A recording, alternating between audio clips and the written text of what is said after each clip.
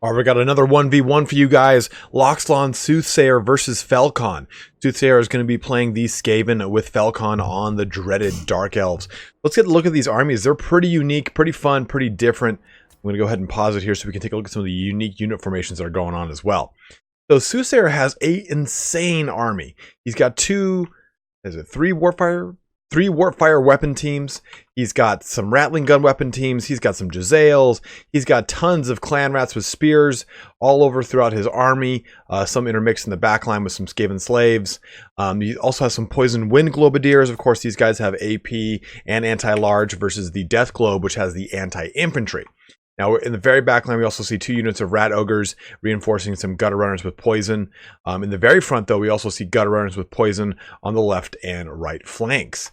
So really, Sooth has a very different army than we've really ever seen. He also has Lord Skrulk here with the Rod of Putrefaction, as well as the Rod of Corruption and the Liber Bubonicus right there. He has his Vermintide summon ability as well. So we should be seeing some scuttering little scutters all over the place. Now for Felkon's army, we can see a nice long line of Dread Spears and Bleak Swords, intermixed with the Chill of Sontar, my brother, as well as another War Hydra. In addition to that, we're going to see a Supreme Sorceress of Fire on a Manticore with Burning Head, Cascading Flame Cloak, or Fire Cloak, and Fireball. Now, here's some crazy plays going on. We have Slaanesh's Harvesters, the Doomfire Warlocks right there, another bracket right there, and another bracket right here. That's 3 total units of Doomfire Warlocks, each of them all having, of course, their resistance to magic. Now, take a look at these Dark Riders. They're in a really interesting formation as per Felkon's placement, or there's just something wrong with my game and this is like this. But I'm going to go with Felkon doing his wild and crazy tricks again. Well, with this fight underway, let's see how these 2 armies pan out against each other. Again, they are 2 very unique and different armies. Felkon has taken his typical kind of cavalry rush style formation, wherein he uses a lot of cav to put a lot of pressure on his opponent. And he's using this time Slaanesh's Harvesters to have a lot of high physical resistance. Oof!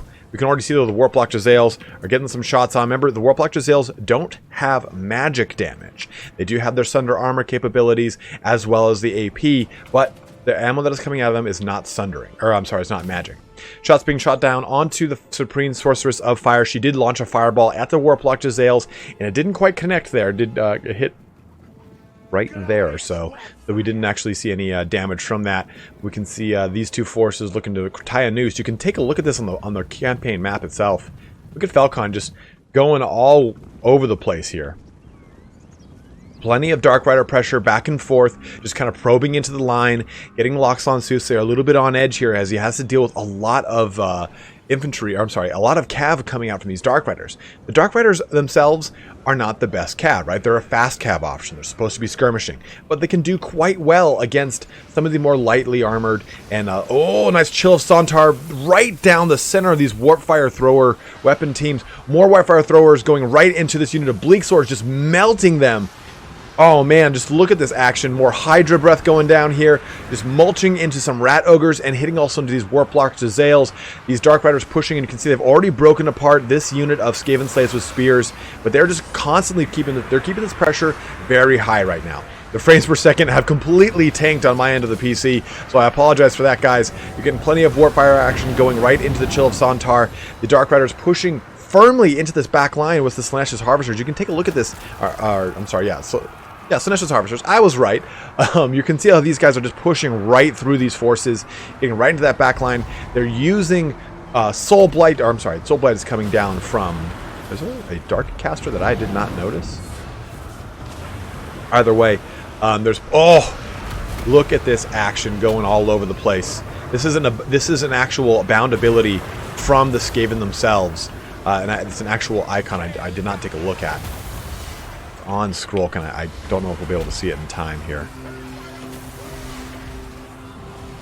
It's probably on one of the casters now that I think about it, but I have actually never seen that in the game.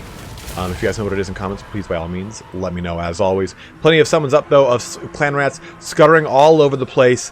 We have the Skaven really running from all the Slaanesh's Harvesters, who are very beat now at this point. You saw a lot of just collapsing target effects in the dead center over there. You saw plenty of action going down as far as a burning skull. The Chill of Sontar looking to just crisp up some rat ogres with its chill breath. Oh, and then some additional warpfire throwers getting shots onto these dread spears.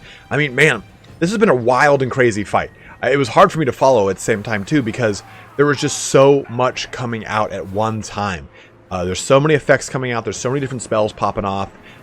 All the additional fire coming from each and every one of the fireballs, from the hydras themselves, from Lord Skrulk, from each one of the weapons teams. This fight has just been insane. Lord Skrulk is still alive though. He's getting some good summons up of clan rats. They're not going to do too much though against a war hydra. As we all know, the war hydra is a large target. It does have regeneration, so it will regenerate some of its health as it deals with this unit of clan rats. But the Supreme Sorceress pouncing onto Lord Skrulk here, looking to do some damage onto him, keep him slowed down.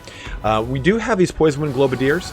They will be able to do quite a bit of damage to that War Hydra, or even this Supreme Sorceress, if they can get a good grip on her.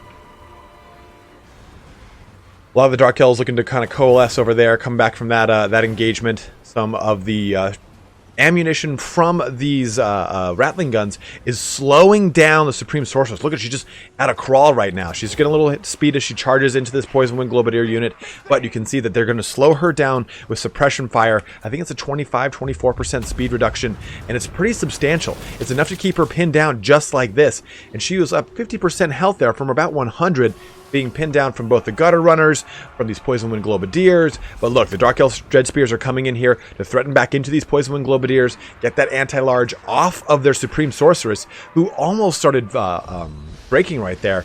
He's just barely wavering and holding on. Plenty of fire breath coming out from the War Hydra. I think that's the third total shot from him. That is the last of our fire breath from the War Hydra, I believe. And I think our Sontar has made 2 breath attacks. I'm sorry, they both get 2. They both get 2.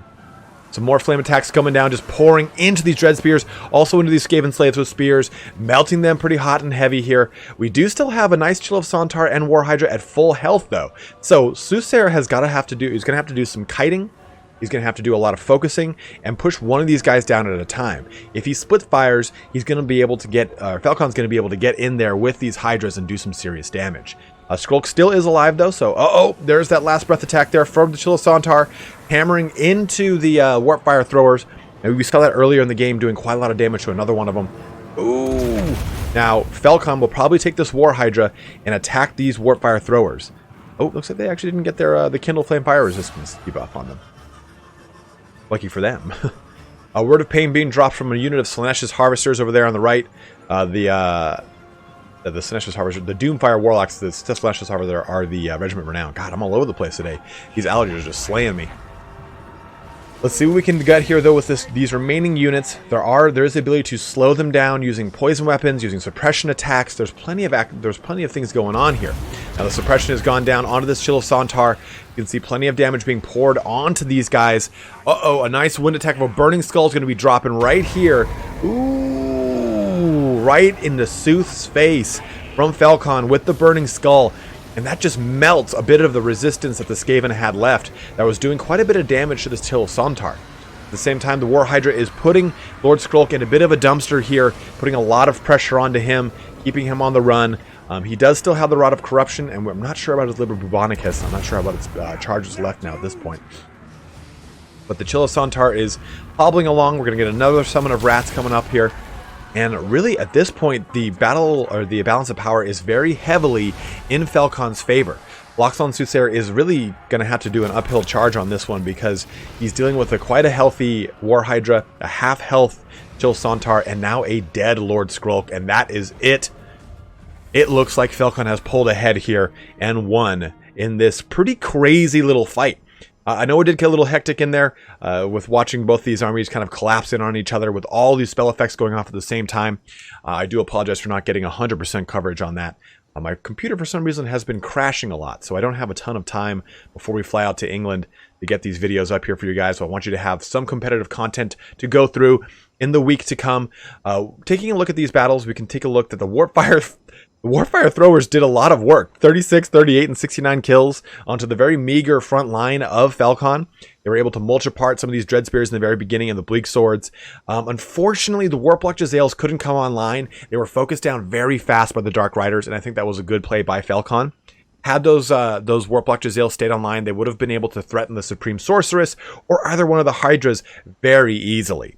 In addition to that, though, the Rat Ogres, they did some good staying damage, but they were focused down pretty quickly in that backline with all that Dark Rider and Doomfire Warlock rushing. It was a pretty remarkable game here from two pretty unique armies. I've never seen an army quite like Soothsayer's, but Felkon's army, even though it is different, it still suits the type of playstyle that he enjoys. A very heavy cav presence with things to kind of push and threaten the front line across either infantry or big war beasts.